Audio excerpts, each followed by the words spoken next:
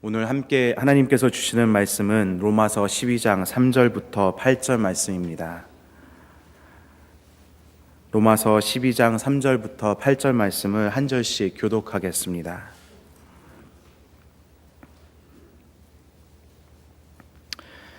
나는 내가 받은 은혜를 힘입어서 여러분 각 사람에게 말합니다. 여러분은 스스로 마땅히 생각해야 하는 것 이상으로 생각하지 말고 하나님께서 각 사람에게 나누어 주신 믿음의 분량대로 분수에 맞게 생각하십시오. 한 몸에 많은 지체가 있으나 그 지체들이 다 같은 일을 하는 것이 아닙니다. 이와 같이 우리도 여럿이지만 그리스도 안에서 한 몸을 이루고 있으며 각 사람은 서로 지체입니다. 하나님께서 우리에게 주신 은혜를 따라 우리는 저마다 다른 신령한 선물을 가지고 있습니다. 가령 그것이 예언이면 믿음의 정도에 맞게 예언할 것이요, 섬기는 일이면 섬기는 일에 힘써야 합니다. 또 가르치는 사람이면 가르치는 일에, 권면하는 사람이면 권면하는 일에 힘쓸 것이요, 나누어 주는 사람은 순수한 마음으로, 지도하는 사람은 열성으로, 자선을 베푸는 사람은 기쁜 마음으로 해야 합니다. 아멘. 다시 한번 눈으로 읽으시며 묵상하시겠습니다.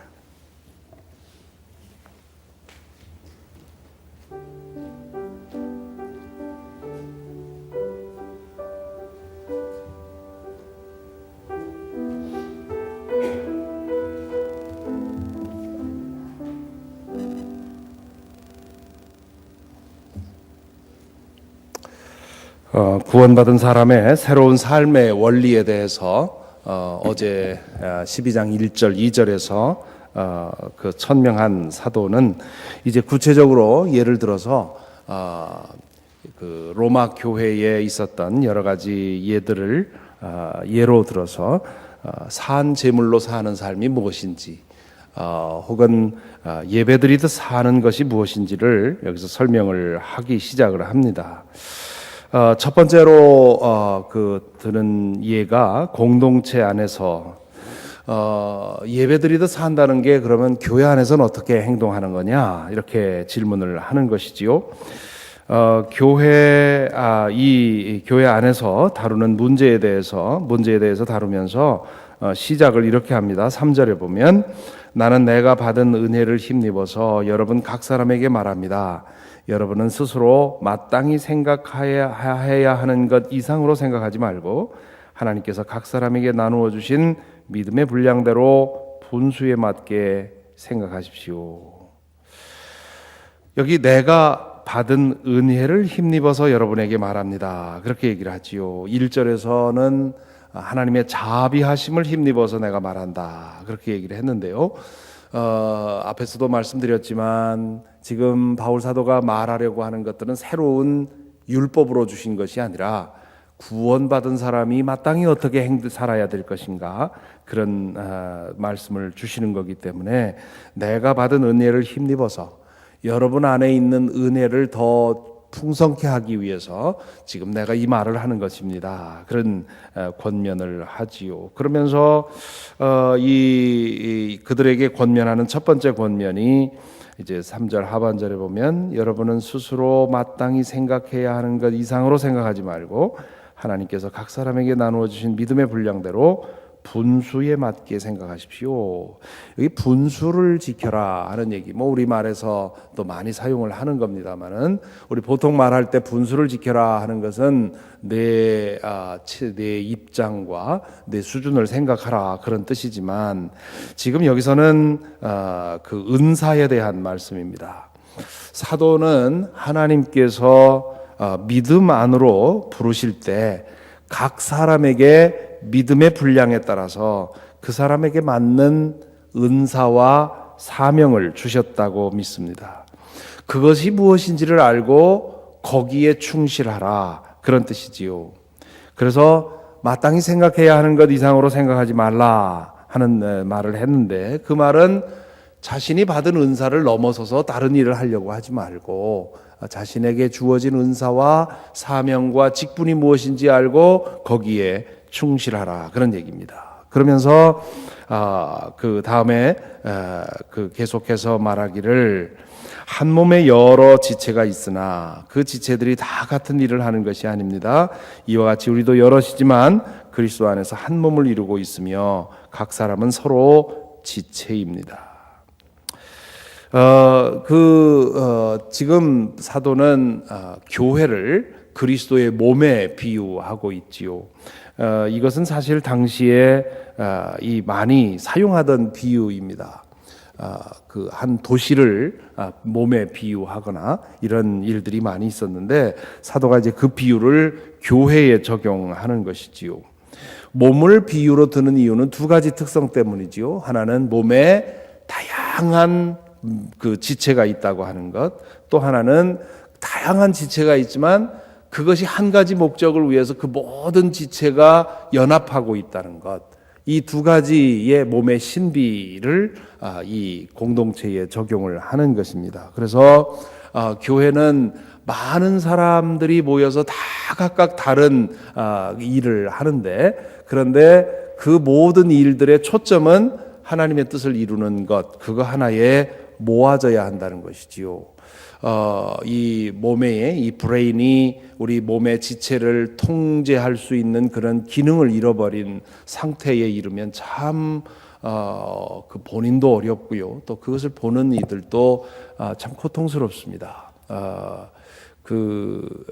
이 뭐 사고나 이런 것으로 인해서 이 중추신경, 이 브레인에서 우리 각 그 지체를 다스리는 그런 신호 체계가 망가져 버리면 온 사지가 다 각각 따로 놀게 되는데 그 모습은 참으로 보기 어려운 모습이고요. 또 본인도 늘 내 마음대로 움직여주던 내 몸의 지체가 그렇게 되지 않을 때 얼마나 좌절감을 느낍니까?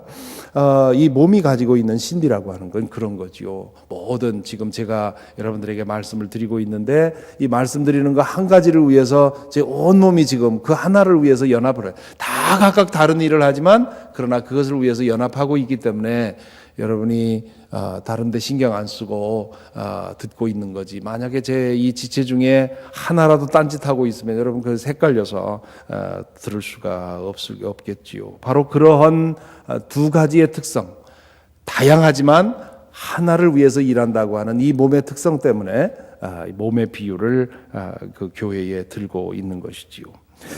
이 사도가 몸의 비유를 들고 있는 중요한 이유는 은사 문제 때문에 그렇습니다. 은혜는 모든 사람에게 주어지지만 은사는 다 각각입니다. 받는 사람들이 다 각각 받는 것이지요. 성령께서 믿는 사람 안에서 활동할 때 이 은사, 카리스마가 나타납니다. 그런데 그 은사를 주시는 이유는 그 사람 자신을 위한 것이 아니라 교회가 마땅히 해야 할 공동의 목적을 위해서 그 은사를 주시는 것이지요. 그래서 그 은사에 대해서 이렇게 말합니다. 6절 상반절에 보면 하나님께서 우리에게 주신 은혜를 따라 우리는 저마다 다른 신령한 선물을 가지고 있습니다. 은혜는 다 주어지는 겁니다. 누구든지 예수 그리스도를 믿으면 동일한 은혜가 주어집니다. 그렇지만 은사는 다 각각 서로 다른 은사가 나타나는 것이지요. 그러면서 그 은사의 이해를 6절 하반절에서 이렇게 말하지요. 가령 그것이 예언이면 믿음의 정도에 맞게 예언할 것이요. 가장 먼저 예로 들은 예가 예언이라는 은사입니다. 예언은 점쟁이들이 하는 것처럼 미래에 일어날 일을 미리 알려주는 것이 아닙니다. 한 개인에 대해서 혹은 공동체에 대한 하나님의 뜻 혹은 계획을 대언하는 것이지요. 하나님이 주시는 말씀을 전하는 것이지요. 그래서 우리말로 예언이라고 번역을 했지만 그 의미로 보면 대언이라는 말이 더 나을 것입니다. 예언은 주로 예배 혹은 기도회 중에 이루어졌습니다. 믿음의 사람들이 한데 모여서 한 마음으로 기도하고 전념하던 중에 성령께서 내 마음에 지금 뭔가를 나를 통해서 말씀하시려고 하신다 하는 그런 마음이 믿음이 들면 일어나서 공동체 앞에서 하나님의 음성을 말씀을 대언하는 것이지요. 그것이 초대교회도 아주 번성했고요. 또 오늘날에도 그런 예언의 은사를 충만히 이렇게 활용하는 그런 교회들이 많이 있습니다. 그런데 문제는 이 예언하는 사람이 이게 도대체 성령의 음성인지 자신의 생각인지 분별하기 쉽지 않다는 데 있습니다. 어떤 경우에는 사탄이 속이는 자 사탄이 그 악한 영을 통해서 미혹하는 경우도 있습니다. 그러므로 사도는 고린도전서 14장에서 예언의 은사를 사용하려면 분명히 거기에는 그 분별하는 사람이 있어야 한다고 얘기를 하지요. 누군가가 예언을 했다고 해서 무조건 믿지 말라는 겁니다. 그 예언이 하나님의 뜻에 맞는 것인지 분별하라는 것이지요. 여기서 그래서 믿음의 정도에 맞게 예언하라고 권면을 합니다. 예언하는 사람 자신도 여기에 대해서 조심하라는 거지요. 마음속에 뭔가 느낌이 있다고 해서 무조건 일어나서 말하지 말라는 겁니다. 이 은사운동에 심취한 교회들에서 이런 일들이 자주 일어나지요. 지금도 초대교회처럼 함께 모여서 기도하는 중에 성령의 감동에 따라 예언을 하는 그런 모임들, 그런 교회들이 있습니다. 캔사스시티에 있는 아이합이 가장 대표적인 모임이지요. 그렇지만 이민교회도 이곳저곳 이러한 것을 사모하고 이런 것을 따라다니는 그런 사람들이 많이 있습니다. 그런데 문제는요, 그런 분위기에 휩싸이다 보면 신비로운 은사를 사모하는 마음이 일어납니다. 그런데 이 방언이라든가 신유라든가 하는 것은 좀 지나면 알 수 있지 않습니까? 저게 진짜 방언하는 거다. 진짜 저 사람에게서 신유의 은사가 나타났다. 이게 검증이 되지만 예언의 은사는 사람들을 속일 수가 있다는 거죠. 자기 자신도 속이고 다른 사람도 속이는 겁니다. 내 마음에 분명한 확신이 있다고 말하며 대언하면 검증할 방도가 없습니다. 그런 일이 반복되면 본인도 영적인 분별력을 잃어버리고 공동체도 큰 손상을 입습니다. 그렇기 때문에 분별을 꼭 하라고 바울 사도가 누누이 강조를 하고 있지요. 그러면 어떻게 분별하느냐? 크게 두 가지 분별의 기준이 있습니다. 첫째는 성경 말씀이지요. 우리는 성경 안에 있는 성경에 기록되어 있는 상황과 다른 끊임없이 우리는 새로운 상황을 만나지요. 그래서 성령께서는 여러 가지 방도를 통해서 계속해서 말씀해 주십니다. 하지만 성경이 지향하는 방향과 반대되는 말씀을 주시는 경우는 없습니다. 그러니까 성경에 없는 그런 성령의 음성이 우리에게 들릴 수는 있지만 성경의 방향과 반대되는 말씀이 주어지지는 않는다는 거죠. 왜냐하면 동일한 하나님이시기 때문에. 그래서 지금 누가 어떤 예언을 했다고 했을 때 성경 말씀을 기억해 보면 저 사람이 지금 자기 착각 속에서 말하는구나. 저건 사탄이 속이는 거구나 하는 것을 알 수가 있다는 거죠. 두 번째는 공동체를 세우는 것인지 허무는 것인지를 보는 것입니다. 바울 사도가 계속해서 강조하는 것은 은사는 공동체를 세우기 위해서 주신 것이다. 그러므로 만일에 교회를 허무는 것으로 은사가 사용된다면 그것은 성령께서 주시는 것이 아니라 분별하라는 것이지요. 오늘날의 이 설교는 예언의 한 종류라고 볼 수가 있습니다. 예언은 성령이 충만함을 입은 상태에서 즉흥적으로 대언하는 것이고 설교는 성령의 인도함을 받아 말씀을 준비해서 선포하는 것이라는 점에서만 다릅니다. 과거에 제가 한국에서 다니던 교회의 어느 장로님이 어느 사석에서 그런 말씀을 하십니다. 목사님 원고 읽지 않았으면 좋겠습니다. 그래서 왜 그러냐 그랬더니 성령의 말씀을 전하려면 강단에서 즉흥적으로 떨어지는 걸 가지고 말씀을 전해야지 미리 써와서 읽는 거 그거는 하나님의 말씀이라고 보기 어렵습니다.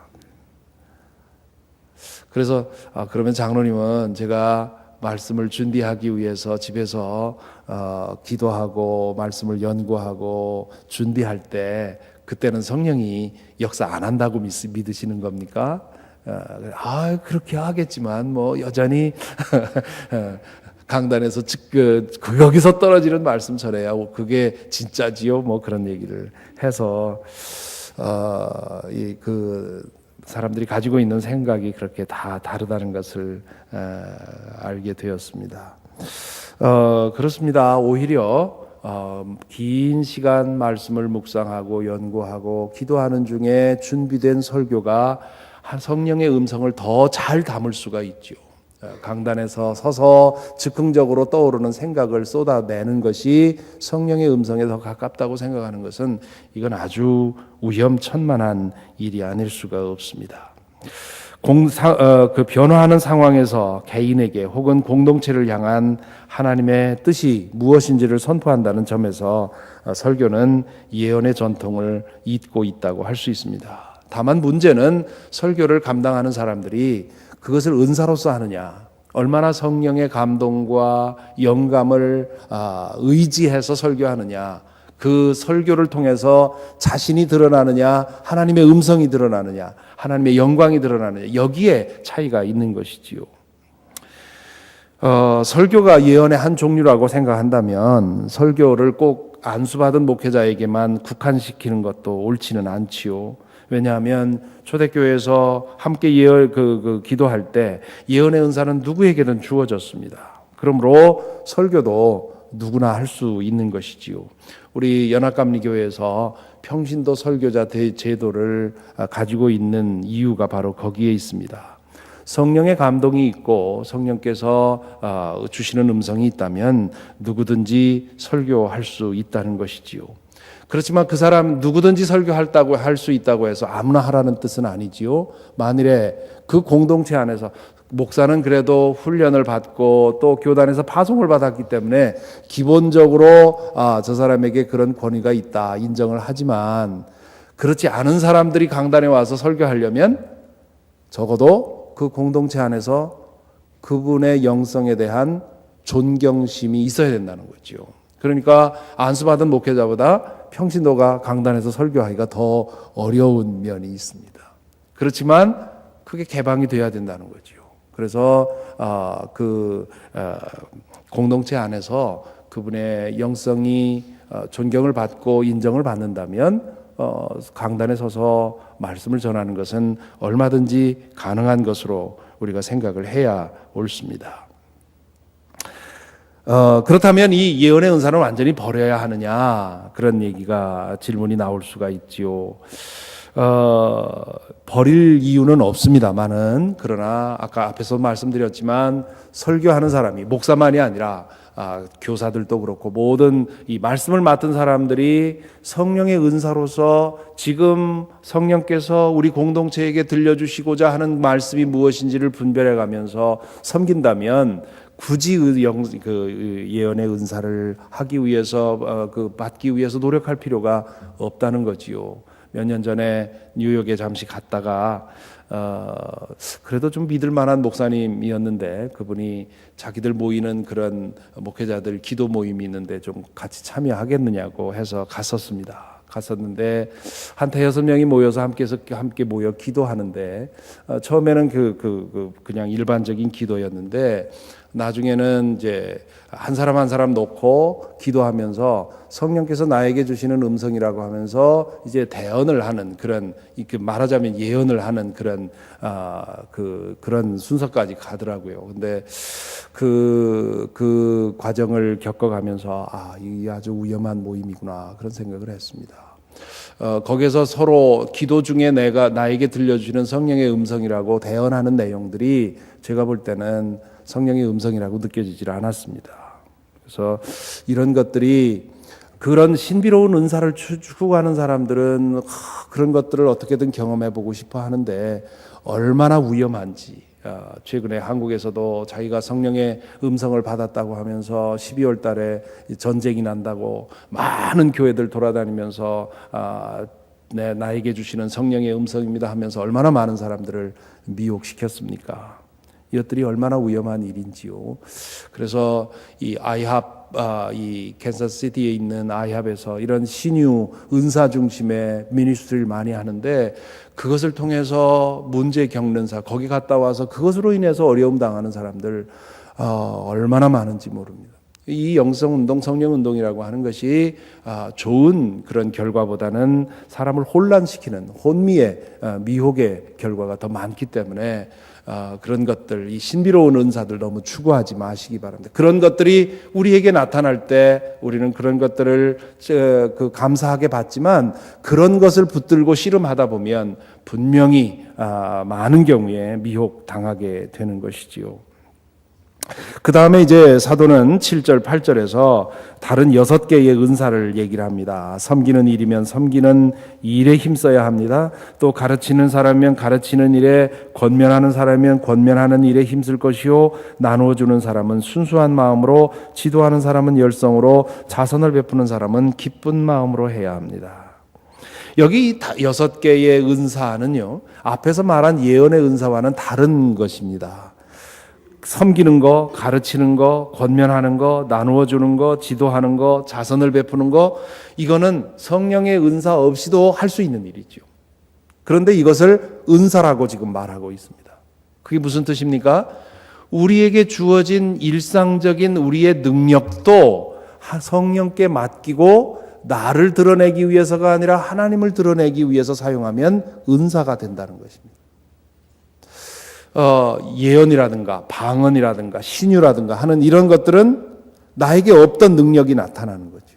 그렇지만 이렇게 가르치는 것, 또 권면하는 것, 섬기는 것, 이런 것들은 뭐 찬양도 마찬가지고요. 이런 은사들은 내가 원래 그거 성령 없이도 했던 거예요. 그런데 성령께 의지해서 하게 되면 그것을 통해서 하나님의 영광이 드러나고 공동체에게 덕을 끼치고 이렇게 된다는 것이지요.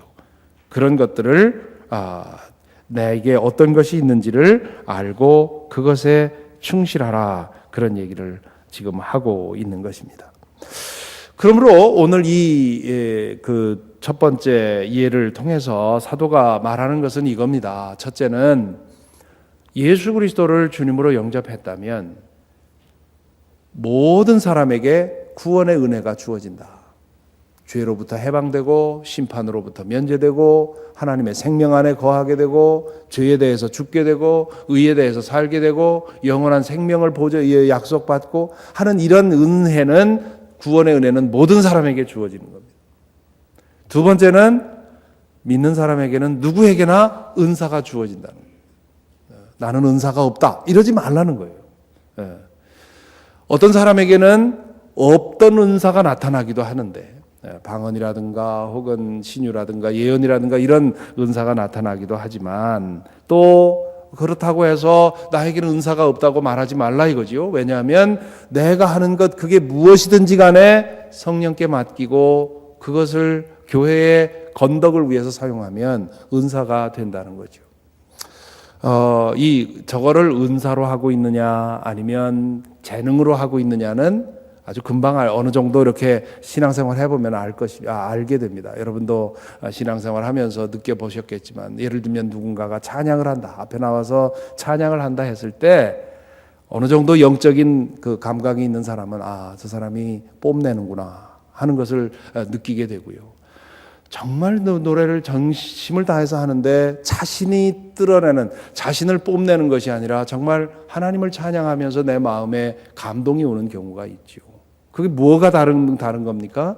그 사람이 자신을 드러내기 위한 자신의 재능으로 하는 것이 아니라 하나님께 영광 돌리기 위한 그 한 가지 목적으로 섬기게 되기 때문에, 똑같은 노래를 하더라도, 똑같은 사람이 똑같은 시간에 똑같은 노래를 하더라도 어떤 사람은 재능이 되는 것이고 어떤 사람은 은사가 되는 것입니다. 가르치는 것도 마찬가지고요. 교회 안에서 봉사하는 것도 마찬가지예요. 키친에서 봉사하는 것도 은사로 하는 사람이 있고 재능으로 하는 사람이 있죠. 재능으로 하는 사람은 그것을 통해서 사람들이 알아주기를 원하고 알아주지 않을 때는 불평하고 그거 끝나고 나서 불평하게 됩니다.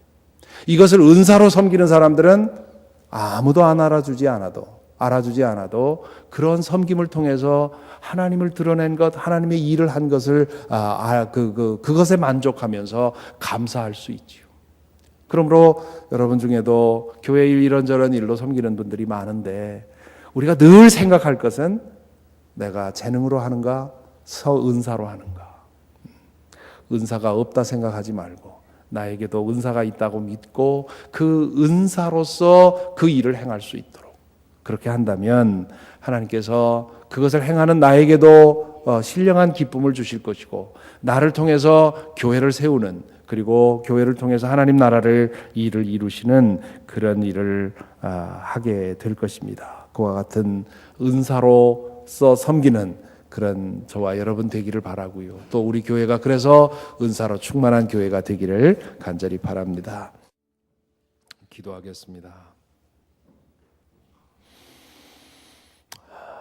오늘 말씀을 기억하십시다. 우리에게 주신 은혜를 따라서 또한 우리에게 주신 은사를 따라서 살아가는 우리의 삶이 되기를 소원하십시다. 우리에게 성령께서 이미 와 계십니다. 예수 그리스도께 대한 믿음이 분명하다면 우리 모두에게 성령이 내주하십니다. 이미 말한 것처럼 그리하여 우리와 함께 탄식으로 기도하시면서 우리가 기도할 수 없을 때 우리를 위해 기도해 주시고 우리를 인도해 주십니다. 뿐만 아니라 그 성령께서 우리를 통해 당신의 나라를 위해 우리를 통해 일하십니다. 그것이 바로 은사입니다. 그래서 이 시간 우리 안에 계신 성령께 의지하고 성령께 구하십시다. 나를 통해서 일하시옵소서. 내가 일할 때 나를 드러내는 일이 아니라 하나님을 드러내는 일이 되게 하여 주옵소서. 그리스도의 몸된 교회에 유익한 그런 삶이 나의 행동이 될 수 있도록 일할 때마다 교회 와서 섬길 때마다 또는 속회를 통해서 또는 무엇을 하든지 내 마음 안에 자아를 없애주시고 오직 주님을 높일 수 있는 그런 믿음으로 우리가 일하게 하여 주옵소서. 내 모든 일이 은사가 되게 하여 주시고 내 안에서 성령의 그런 거룩함이 드러나게 하옵소서. 기도할 수 있기를 바랍니다. 아직 어떤 구체적인 일로 섬기지 못하고 있는 분들은 교회가 그리스도의 몸으로서 모든 지체가 자기의 역할을 감당해야 합니다. 우리 몸의 한 지체라도 제 역할 감당 못하면 그것으로 인해서 온 몸에 지장을 받지요. 그러므로 나는 주님, 내가 무엇으로서 주의 교회를, 주님의 몸을 위해 봉사할 수 있겠습니까? 섬길 수 있겠습니까? 이 시간 기도할 수 있기를 바랍니다. 또한 우리 교회가 은사로서 충만한 교회, 그런 교회 될 수 있도록 그동안에도 그랬지만 앞으로도 더욱더 이민교회를 보면 다들 자기 드러내기 위해서 일하고 그것으로 인해서 사분오열 갈라지는 그런 일들이 얼마나 많이 있습니까? 주님께서 우리 교회를 붙들어 주셔서 목회자로부터 모든 성도들이 오직 하나님, 오직 주님만 높이는 그런 은사 공동체가 될 수 있도록 교회를 위해서도 기도해 주시고요.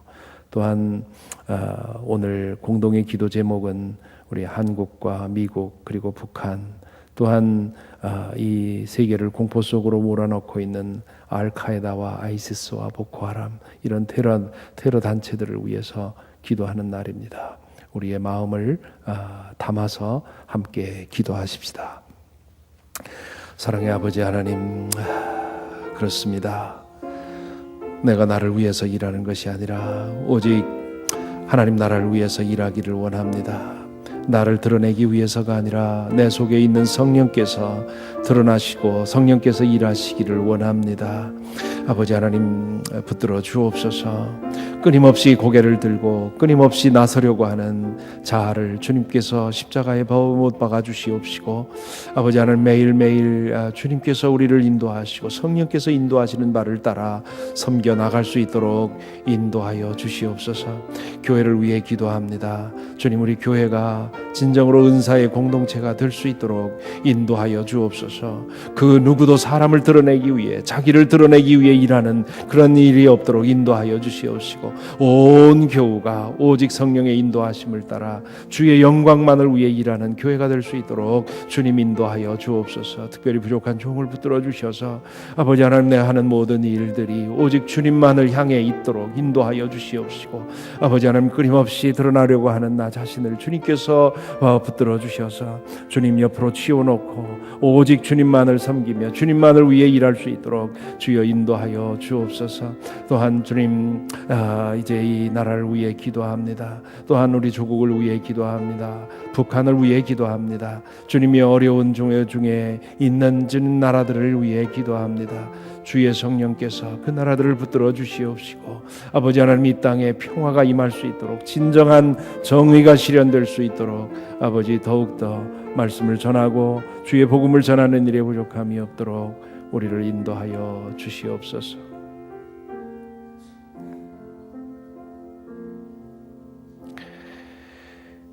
교회를 통해서 당신의 구원의 사역을 이루어 가시는 주님, 교회에 여러 지체를 두셔서 그 지체들에게 각종의 은사를 주시고 그 은사를 합하여 하나님 나라의 일을 이루려고 하시는 주님, 저희로 하여금 그 거룩한 계획 속에 들어갈 수 있도록 인도하여 주시니 감사를 드립니다. 주님이여, 저희들에게 은사를 주셨음에 또한 감사를 드립니다.